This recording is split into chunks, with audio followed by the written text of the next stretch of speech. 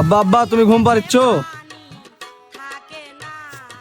না বেটা, আমি নাচিচ্ছি। ছোরে বাচ্চা দেখিচ্ছে তো আমি ঘুম পাড়ছি, তারপরে টাকা মারাচ্ছি। বাড়ি বাড়ি কিস্তি মাস আছে তোমার খুঁজিচ্ছে, তুমি এটি ঘুম পাড়িচ্ছ? কিস্তি মাসের যে একা আব্বা বাড়িতে নাই। কিরে বা, তোমার আব্বা বাইত নাই? কাকা আব্বা কইলো যে আব্বা বাইত না।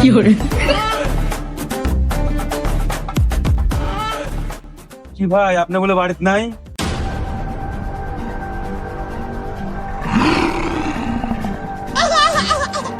ভাই ওই যে কিস্তিতে টাকা তুলে ভাই 4 মাস হচ্ছে আপনি পোলাছেন, আপনি কিস্তিও দিচ্ছেন না, দেখাও করছেন না, আপনার বাড়িতে আসলে আপনি গঞ্জে আপনি নাই।